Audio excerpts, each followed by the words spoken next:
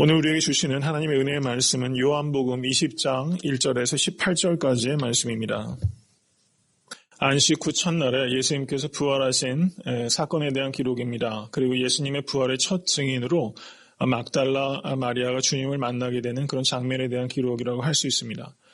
그리고 다음 주에 말씀을 전하게 될 19절부터 그 뒤에 이어지는 말씀은 그날 부활하신 날 저녁에 있었던 만남에 대해서 기록하고 있다. 이렇게 볼 수 있죠. 그래서 20장은 이렇게 1절부터 18절까지 그리고 19절부터 나머지 절까지 이렇게 두 부분으로 나누어서 볼 수 있다는 사실입니다.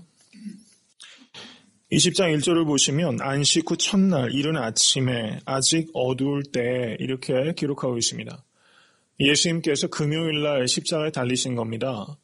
그런데 유대인은 하루를 시작할 때 언제 하루가 시작되냐면요. 저녁 오후 6시부터 하루가 시작된다. 이렇게 유대력은 그렇게 생각을 합니다. 그래서 저녁 6시부터 다음날 6시까지, 금요일 저녁 6시부터 토요일날 6시까지가 안식일인 겁니다.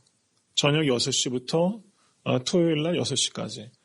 우리랑은 좀 개념이 좀 다른 거예요. 여기에는 지혜가 있다고 생각이 됩니다.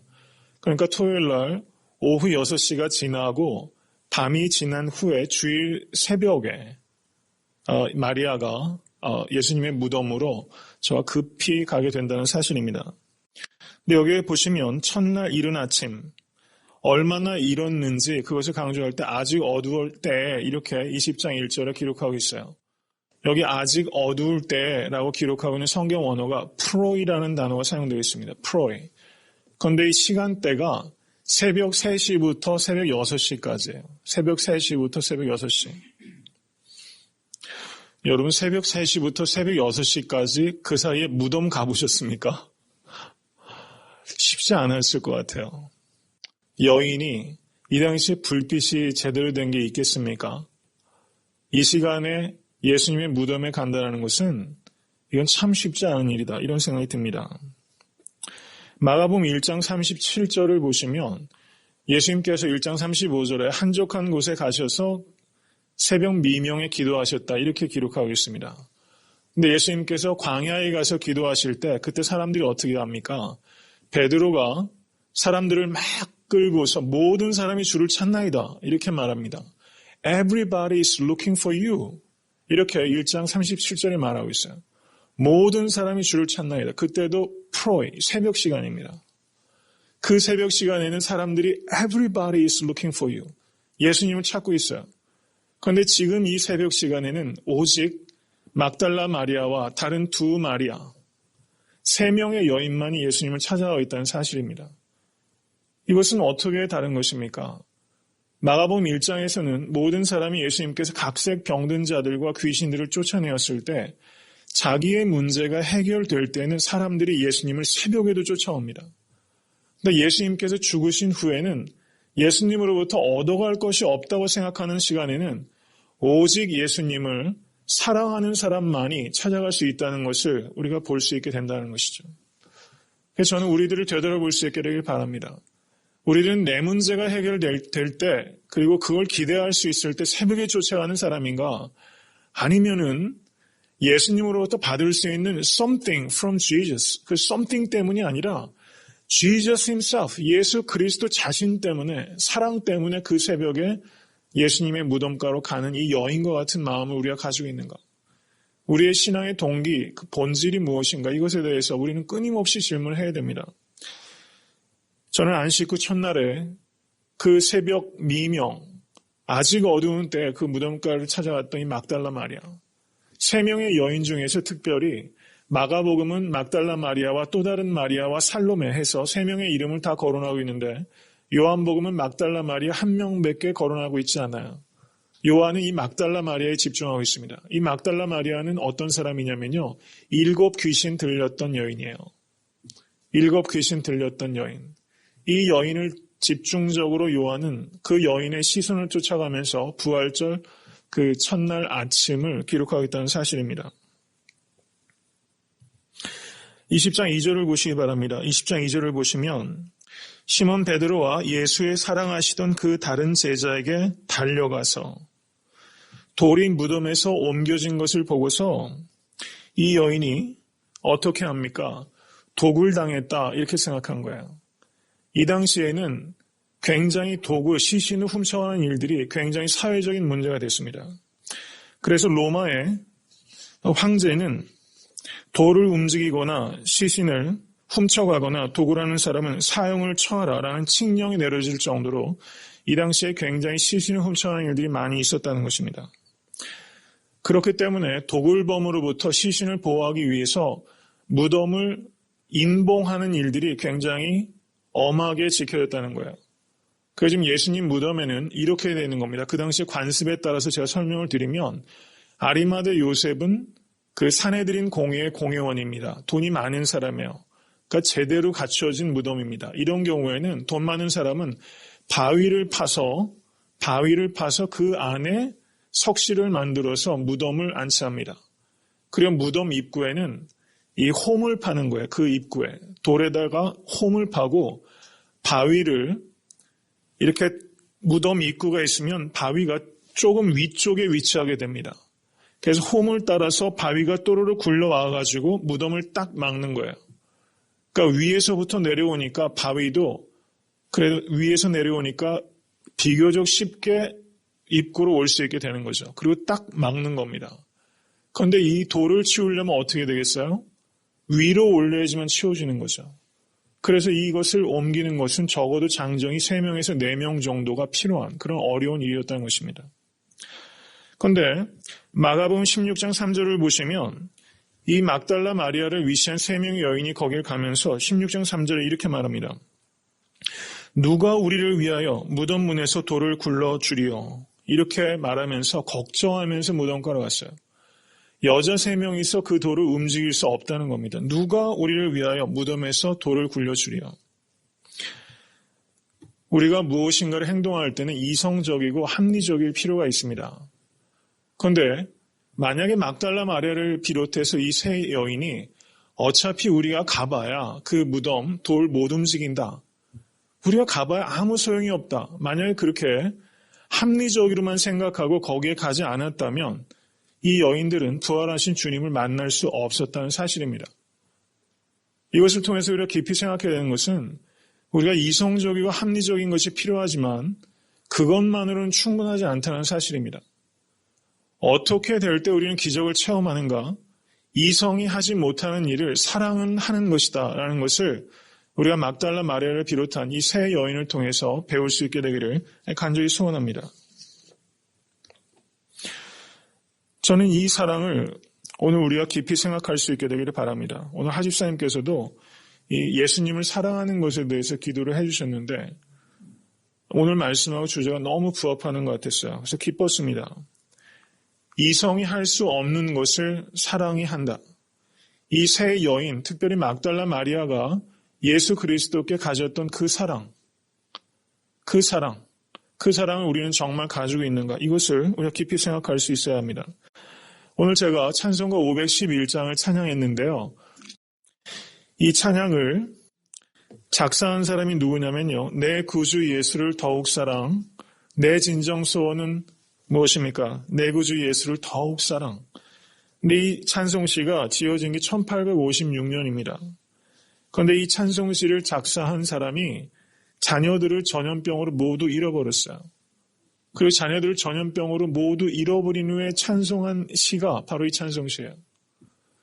우리가 삶을 되돌아보면은 주변의 사람들도 그렇고 우리들도 그렇고 우리가 환난을 당하면 예수님을 사랑하는 데서 떠나는 사람도 있는가 하면 환난을 당하면 주님을 더욱더 사랑하게끔 되는 사람도 있다는 사실입니다. 오늘 찬송가 511장에 이 찬송시를 지은 사람은 자신의 생명과 같은 자녀들을 전염병으로 다 잃어버린 순간 예수님이 얼마나 나를 사랑하시는지, 내가 얼마나 주님을 사랑하는지 그걸 깊이 깨달았다는 것이죠. 올 한해 성도 여러분 기도 제목들 많이 있으시잖아요. 적어내신 분들도 있고 제가 다 읽고 머릿속에 지금 거의 기억하고 있습니다. 기도 제목이 많은데 저는 여러분과 저의 단 하나의 기도 제목을 찾는다면 2012년도는 내 구주 예수를 더욱 사랑하는 것. 저는 그게 최고라고 생각해요. 다른 무엇보다 우선하는 단 하나의 기도 제목이 있다면 내 구주 예수를 더욱 사랑하는 것. 우리가 그렇게 되면 모든 것들이 다 잘 됩니다. 송명희 시인 다 아시죠? 뇌성마비로 어려움을 겪으시는 시인인데 주님을 참 사랑하는 시인입니다. 그분의 시를 여러 성도님들께서 아마 많이들 알고 계실 거라고 생각이 돼요. 근데 제가 문학적으로 이렇게 조예가 깊은 사람은 아니지만 그 송명희 시인의 시를 보면 문학적인 관점에서만 보면은 아마 높은 평가를 받기는 어려울지도 모르겠어요. 근데 신앙이라는 눈으로 바라보면 정말 이 한마디 한마디가 정말 얼마나 깊은지 모르겠습니다. 그분이 이렇게 시를 얘기했어요. 사랑하고 싶어라. 주님을 사랑하고 싶어라. 내 마음을 다하여 모든 것 다하여 그 무엇보다도 그 누구보다도 내 마음 뜨겁도록 타오르는 불길보다 더 뜨겁게 그리하여 내 마음에 내 속에서 녹기까지 사랑하고 싶어라. 변함없이 영원히. 이렇게 송명희 시인이 노래했어요. 평생 내성마비로 살아가면서 저는 이런 분들 보면 남녀간의 사랑을 모르는 사람이라고 생각해요. 그런 애틋한 감정을 한 번도 가져보지 못한 세상적으로 보면 탁한 사람이라고 생각할 수 있습니다. 근데 주님을 만나서 오히려 그 많은 건강의 어려움이라든가 그리고 고독과 외로움이 얼마나 깊었겠어요. 근데 주님을 만나면서 나 가진 재물 없으나 이렇게 얘기하면서 나 남이 없는 것 나 있으니 얘기하면서 그 사랑을 감격해하고 나 사랑하고 싶어라 이렇게 말하고 있다는 사실이죠. 여러분 어떻습니까? 사람이 사람을 사랑해도 얼굴색에 그게 고스란히 드러나지 않습니까? 우리가 20대 때 누군가를 깊이 사랑하게 되면 이뻐진다 이런 말 많이 들어요. 누구 좋아하는 사람 있냐? 이런 얘기 합니다. 얼굴색이 바뀐다 이런 얘기 듣죠.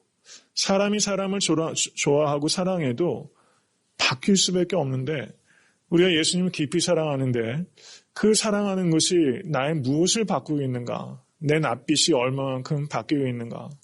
이렇게 한번 되돌아보면서 올 한 해 살아가면서 사랑하는 것이 감춰질 수 없는 거라면 우리가 예수님을 사랑하는 것이 정말 감춰질 수 없을 만큼 정말 주님을 사랑하고 싶은 마음이 간절해질 수 있게 간절히 축원합니다.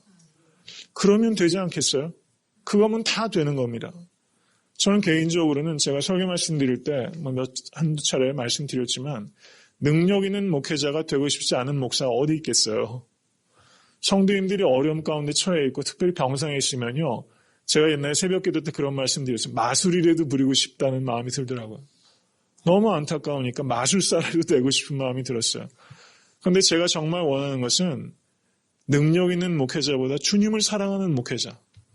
누가 봐도 저분은 저 목사님은 능력은 많지 않은 것 같이 보여도 정말 주님 사랑하는 목사다. 저는 제가 목회자가 되기로 마음을 먹은 그 순간부터 사실 제가 부족하지만 그 마음 한 가지를 가지고 가고 있습니다. 정말 주님을 더없이 사랑하는 목사가 되고 싶은 마음. 그것만큼은 양보하고 싶지 않아요. 사람이 결국은 자기 하나님 부르신 소명대로 쓰임받지 않습니까?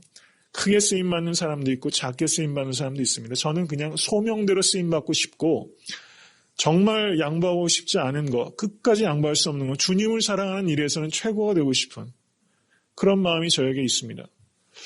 여러분 그 마음을 가지고 올 한 해 살아가실 수 있기를 간절히 바랍니다. 예수님을 내가 최고로 사랑하겠다. 한번 정말 마음껏 주님을 사랑하겠다. 누가 봐도 누가 뭐라고 해도 저분은 정말 주님을 사랑하는 사람이야. 이런 게 그냥 전달이 되는 그런 신앙인 될 수 있기를 간절히 축원합니다. 올 한 해 거기에 우리가 집중할 수 있었으면 좋겠어요. 눈에 보이는 것들은 아마 어려운 일들이 굉장히 중첩돼 있을 겁니다. 그렇지만 주님을 사랑하면 다 돌파할 수 있어요. 주님만 사랑하자. 주님만 추구하자. 그 각오를 가지고 2012년도를 한번 시작해 보시기 바랍니다. 그래서 저는 굉장히 기대가 커요. 2012년도는 저한테 좀 남다른 일들이 경험이 될 것 같아요. 교회에도 뭔가 특별한 일들이 많이 경험될 것이다. 이런 생각이 듭니다. 우리가 주님만 사랑하자. 우리가 복잡하게 생각할 거 하나도 없습니다. 이런저런 교회 프로그램도 필요하고 일꾼도 필요하고 모두 필요하고 필요한 거 한두 끝도 없죠. 큰 교회는 필요한 게 없겠어요? 그냥 단순하게 한 가지만 생각하면 정말 주님을 내가 정말 사랑하자. 여기에 하나만 집중을 우리가 할 수 있다면 저는 애타한테 섬기는 교회에 어떤 일이 벌어질까 그거는 상상하기가 어려울 정도로 하나님께서 우리를 통해서 큰 일을 행하실 것이다. 전 그것을 믿습니다. 막달라 마리아가 주님을 사랑했던 것 같이 새벽 3시에 그 무덤가에 여인이 무섭지도 않은지 거기를 가고 무덤에 돌이 없어졌다는 것을 알고서 2절을 보세요. 이 베드로와 그 다른 제자에게 이 여인이 어떻게 합니까? 2절 보시기 바랍니다. 달려갔어요. 이 막달라 마리아가 이 제자들에게 달려가면서 그 마음이 어땠을까 한번 생각해 보세요.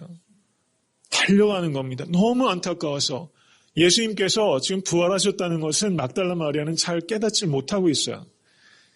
신학이 중요한 게 아닙니다. 사랑이 중요한 것입니다. 신학이 중요하지 않다는 얘기를 하는 것이 아니라 사랑이 중요한 거라는 것이죠. 이 여인이 달려갔어요. 너무 안타까워서 십자가에 달려 죽기까지 하셨는데 이제 시신까지 없어졌으니 이 여인이 마음이 어떻겠어요? 귀신 들렸던 여자입니다. 세상적으로 말하자면 비참한 여인이고 많이 배웠을 턱이 없는 여인이에요. 근데 달려간단 말이죠.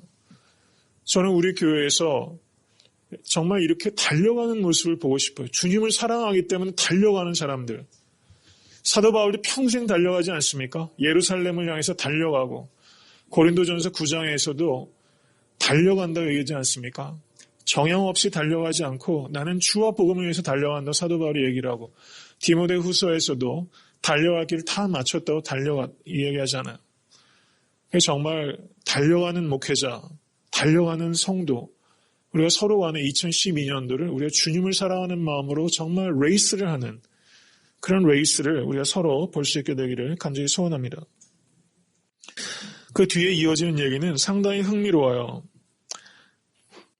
여기 2절을 보시면 우리가 알지 못하겠다 하니 그러니까 막달라 마리아 한 사람만 언급되어 있지만 무덤가에 갔던 여인들은 복수예요. 우리가 알지 못한다. 분명히 그렇죠. 그 다음에 베드로와 그 다른 제자가 나와서 무덤으로 갈새. 여기에서 그 다른 제자는 사도 요한입니다. 사도 요한이에요. 그런데 둘이 달려가요. 또 달려가는 이야기가 나오죠. 그런데 누가 먼저 도착합니까? 그 다른 제자가 먼저 도착해요. 이 이야기를 굳이 왜 썼을까? 그렇죠. 왜 썼을까? 본문에서 해석하는데 이게 무슨 의미가 있을까? 좀 재미있다 이런 생각이 들고 조금 휴머러스한 것 같아요. 근데 누가 먼저 도착합니까? 다른 제자가 먼저 도착했어요.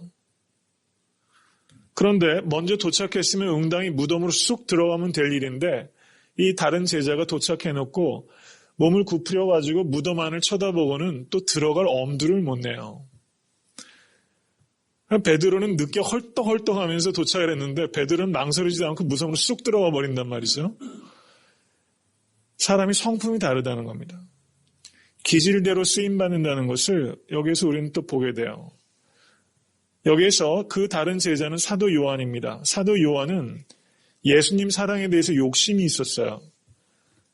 예수님의 사랑하시는 제자다. 그렇게 사도 요한이 요한복음에서 그렇게 표현을 했어요. 나는 예수님의 사랑하시는 제자다. 그래서 사도 요한이 여기에서 자기가 먼저 달렸다는 것을 내가 베드로보다 먼저 달려갔어요. 그 얘기를 하는 거 아닙니까? 아마도 여기에서 내가 베드로보다 더 주님을 사랑하기 때문에 내가 먼저 빨리 달릴 수 있었다. 그런 느낌을 조금 전달하려고 했는지 모르겠어요.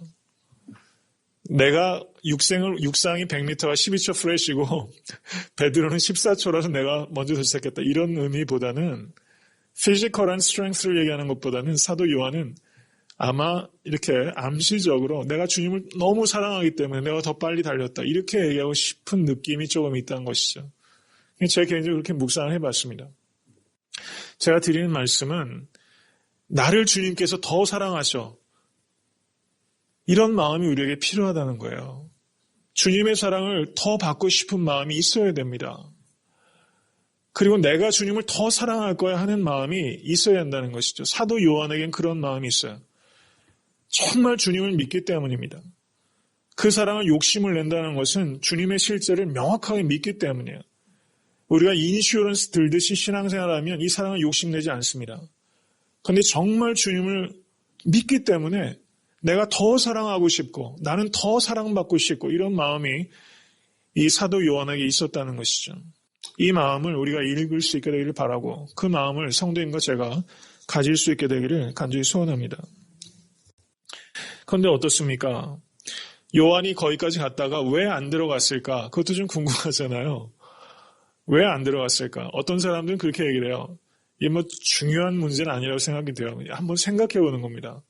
사도 요한이 먼저 막 달려가고 딱 도착하고 보니까 그래도 수제자고 형님인데 베드로가 와야지, 먼저 들어가시게 해야지. 내가 쑥 들어가면 나중에 치도곤이라도 당하면 어떻게 하나. 뭐 그런 생각 할 수도 있죠. 그런 생각 할 수도 있고, 또 한편으로는 열심히 하다가 정말 중요한 순간에는 망설이는 사람이 있어요. 여러분 그렇지 않습니까? 정말 중요하고 무엇인가를 결정해야 되는 순간엔 주저하는 사람이 있어요. 사도 요한이 조금 캐릭터가 그런 캐릭터가 있다는 겁니다. 그런데 베드로는 어때요? 베드로는 3번이나 부인하고서도 무덤가에 와가지고 좀 망설일 법도 하고, 그런데 또 쑥 들어가 버린단 말이죠. 쑥 들어가 버렸어요. 둘이 캐릭터가 굉장히 달라요. 그리고 그 뒤에 보시면 8절을 보시기 바랍니다. 조금 이따 상세히 좀 말씀을 드리겠지만, 베드로가 먼저 무덤에 들어갔습니다. 그런데 그때 6절로 한번 다시 한번 가시죠. 거기에 세마포가 놓였다 이렇게 표현하고 있어요. 세마포가 놓였고 7절 머리에 쌌던 수건은 세마포와 함께 놓이지 않고 딴 곳에 개켜 있더라 이렇게 표현하고 있어요. 여러분 이 말씀을 주의 깊게 보신 적이 있습니까? 이것이 예수님께서 부활하셨다는 매우 결정적인 증거 가운데 하나라는 겁니다. 여러분 이 당시에 도구라는 사람들이 굉장히 많이 있었어요. 그리고 세마포는 굉장히 값비싼 천입니다. 그리고 거기에 그 향료가 많이 붙어 있어요.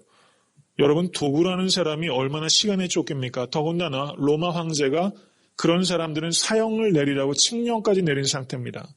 그러면 세마포를 이렇게 벗겨가지고 할 수 있는 시간적 여유를 갖는 도굴범이 어디 있겠어요? 도굴범들은 세마포 채로 가져가는 겁니다. 그런데 지금 세마포가 남겨있다는 사실이죠.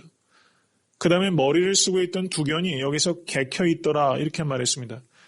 여러분 아침에 일어나셨을 때에도 이부자리에 안 개켜놓는 사람이 있는데 도굴범이 여기에 와가지고 도굴하면서 그 머리 수건을 개켜놓을 수 있습니까? 여기에서 이 성경 원어로서 개켰다는 것은 빙빙 이렇게 둘러서 마치 그런 겁니다. 쏙 빠져나온 것처럼 그렇게 놨다 이런 뜻이에요. 그렇게 할 수 없다는 뜻입니다. 그러니까 이것은 누군가가 이 시신을 강탈해 갈 수가 없는 정황이라는 것을 명확하게 드러낸다는 사실이에요. 그래서 여러분 존 스타트라는 목사님 아시죠? 얼마 전에 돌아가셨습니다. 영국의 정말 위대한 목사님이세요. 정말 크리스천의 큰 멘토입니다. 근데 존 스타트 목사님이 이렇게 표현했어요. 나비가 벗어버리고 나온 번데기와도 같았다. 이렇게 표현했습니다. 그 개켜놓은 그 모자가 개켜놓은 머리에 쌌던 수건이 마치 나비가 벗어버린 번데기와도 같았다. 여러분 다음 주에 그 말씀을 드리게 되겠지만 부활하신 주님께서 제자들이 두려워가지고 문을 꼭꼭 닫고 집 안에 있었죠. 그때 부활하신 주님은 어떻게 됩니까? 문을 열고 들어가지 않으셨어요. 거기를 통과해 버리셨습니다. 여기에서 예수님께서 세마포를 그대로 남기시고 그리고 머리에 쌌던 수건을 그 형체를 그대로 남기시고 나오신 것은 마치 부활의 주님이 닫힌 문 사이로 벽을 뚫고 지나가신 것처럼 그것을 고스란히 남기시고 주님께서 부활하셨다라는 것을 증거하는 것이다. 이렇게 볼 수 있다는 것입니다. 저는 이런 이해가 아주 타당하다. 이렇게 이해가 됩니다.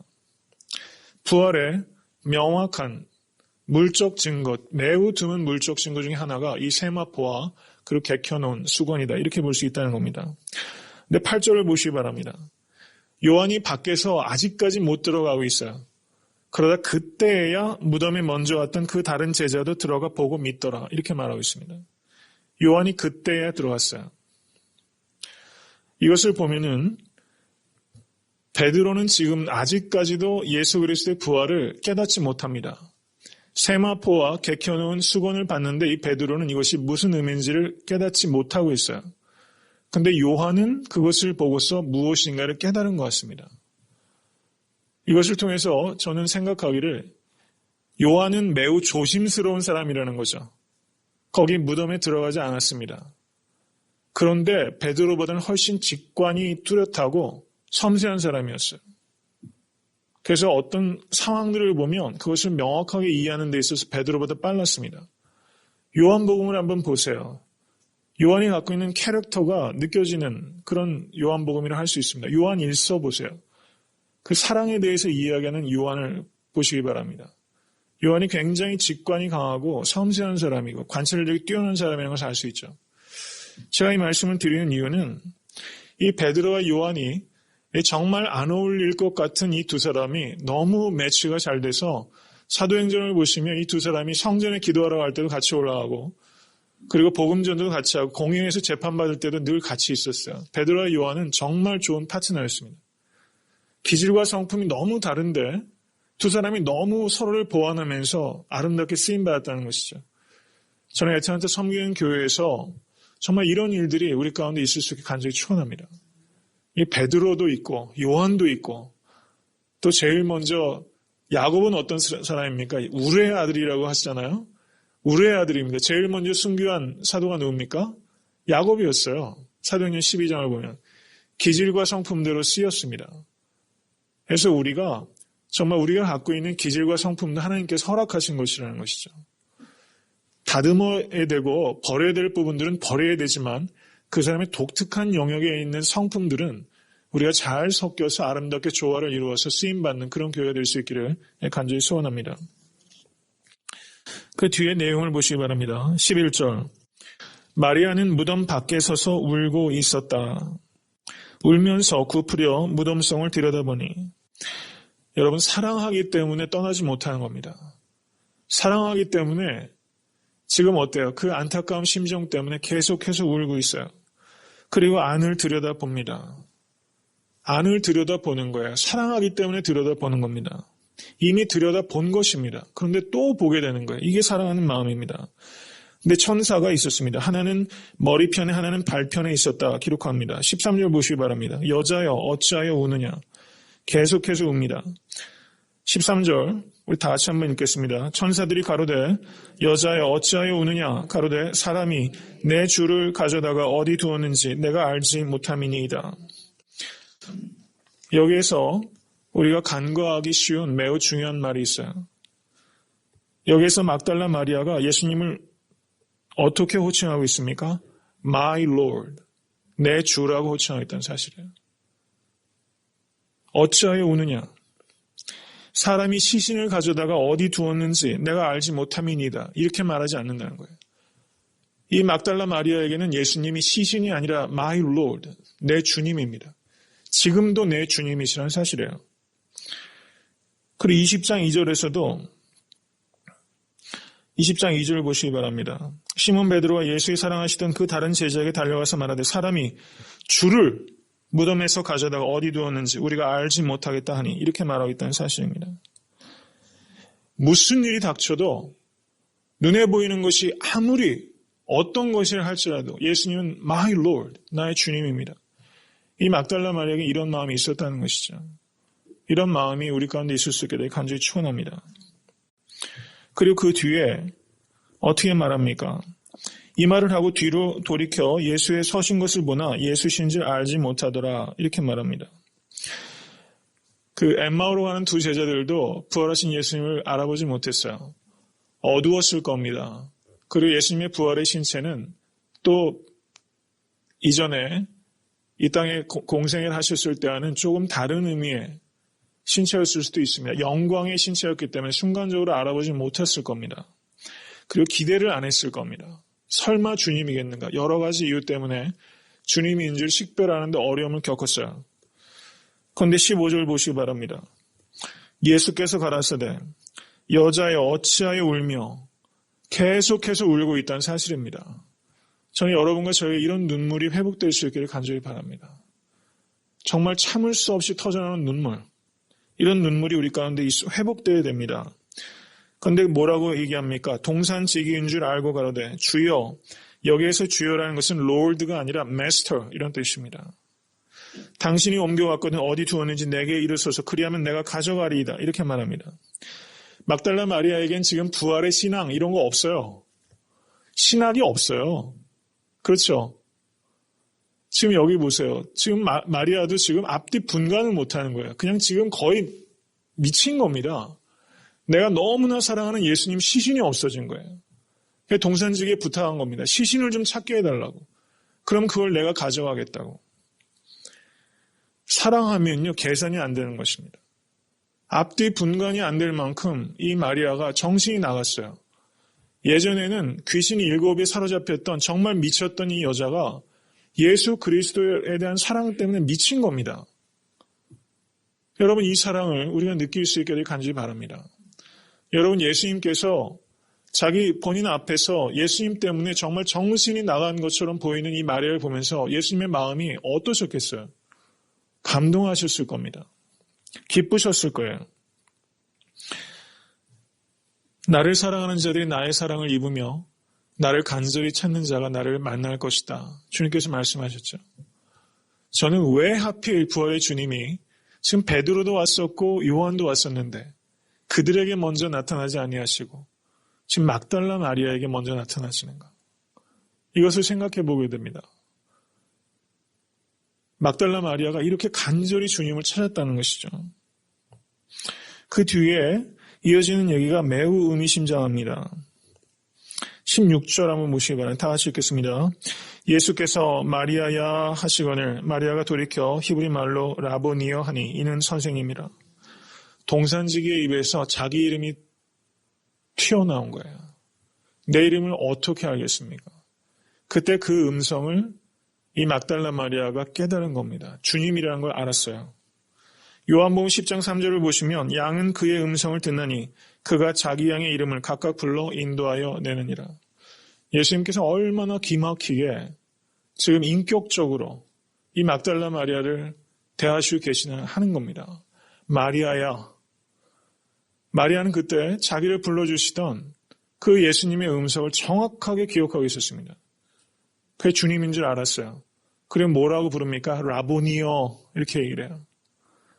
이 마리아는 주님을 부를 때 라비어 하지 않고 라보니여 이렇게 불렀던 겁니다. 라보니어는 친애하는 선생님이여 이런 뜻입니다. 친애하는 선생님이요.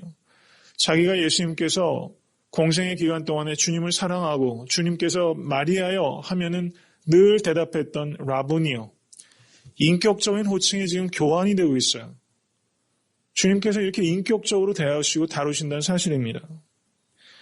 우리가 주님을 사랑하면 사랑할수록 우리는 인격적으로 바뀔 수밖에 없다는 것입니다. 이 마리아는 예수님 앞에 엎드려집니다. 다른 복음서의 내용들을 보면 이 마리아가 형용할 수 없는 행복, 형용할 수 없는 기쁨, 형용할 수 없는 경외감, 그것이 마리아가 느꼈던 것이죠. 그런데 어떻습니까? 예수님을 와락 안고 만지려고 한 거예요. 왜 안 그렇겠어요? 그런데 17절 보시기 바랍니다. 예수께서 이르시되 나를 만지지 말라. 내가 아직 아버지께로 올라가지 못하였도다.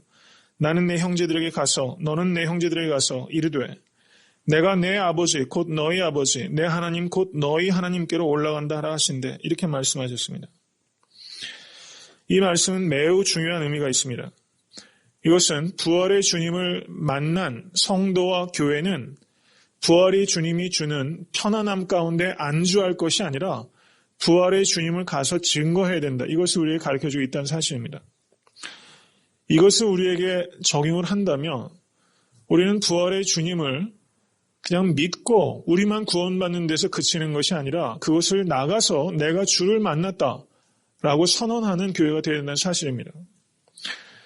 그런데 어떻습니까? 지금 우리가 처하고 있는 현실이라는 것이 애틀랜타에 많은 교회들이 있지만 정말 믿지 않는 사람들이 예수님을 믿게 되는 일들이 교회에서 얼마나 있는가 이것을 한번 생각해 보게 됩니다. 다른 교회 얘기할 것 없이 우리 교회만 한번 이렇게 얘기를 봐도 왜 교회가 이렇게 정말 생명력을 잃어가고 동력을 잃어가고 있는가? 저는 때때로 생각하면 가슴이 참 답답해요. 너무 이건 아닌데 이런 생각이 너무 들어서 참 너무 답답할 때가 있어요. 믿지 않는 사람들에게 이 막달라 마리아 같은 사람도 가서 내가 주를 보았다라고 선언하고 초대교회와 같은 엄청난 역사는 아니더라도 믿지 않는 이들에게 이 복음이 증거돼서 예수님께서 나오는 역사가 있어야 되는데 이 시대의 많은 교회들이, 거의 대부분의 교회들이 이런 일들을 우리가 경험하지 못하고 있다는 사실. 그런데도 우리는 회개하지 않고 있고, 이런 답답함들, 그런 답답함들이 저에게 정말 엄습해 올 때가 너무 많고, 정말 송구스럽게 이루 말할 수가 없고. 그래서 아까 다시 원론적으로 돌아가면요, 주님을 정말 사랑하자. 그게 답인 것 같아요. 정말 주님을 사랑하자. 막달라 마리아가 되자. 그러면 왜 안 오겠는가? 왜 전달이 되지 않겠나? 이것을 우리가 깊이 생각할 수 있게 되기를 간절히 바랍니다. 예수님께서 뭐라고 말씀하세요? 17절 보세요. 다시 한번 돌아갑니다. 내 형제들에게 가서 이르되, 이렇게 말하고 있어요. 예수님께서 제자들을 누구라고 말합니까? 내 형제들에게라고 말하고 있어요. 예수님께서 죽으시고 부활하심으로 말미암아 우리는 형제가 된 겁니다.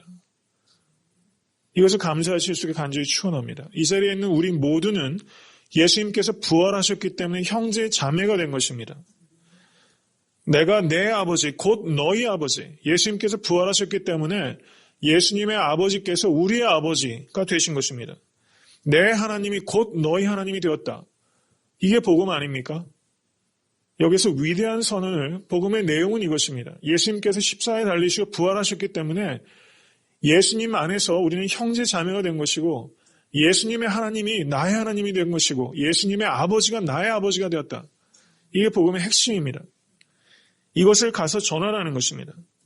18절을 보시기 바랍니다. 막달라 마리아가 가서 제자들에게 내가 주를 보았다 하고 주께서 자기에게 이렇게 말씀하셨다 이르니라. 이렇게는 뭡니까? 17절 말씀이에요. 이게 복음의 핵심입니다. 이 말씀을 증거하는 것입니다. 말씀을 맺고자 합니다. 서울 가운데도 말씀을 드렸지만 이 당시의 여인들은 법정에서 증언을 해도 유효한 증언으로 취급이 되지 않습니다. 지금 예수님께서 부활의 첫 번째 증인으로 이 막달라 마리아, 7 귀신 들렸던 여인을 택하셨어요. 마가복음 16장 9절 이하를 보시면 막달라 마리아가 전하는 것을 사람들이 믿지 않더라 이렇게 말하고 있습니다. 믿지 않을 사람을 예수님께서 증인으로 선택하셨다는 사실입니다. 얼마나 역설적입니까? 저는 이것을 묵상하면서 우리가 교회에서 막달라 마리아와 같은 사람에게 중요한 역할을 줄 수 있나? 교회가 그렇게 하고 있나?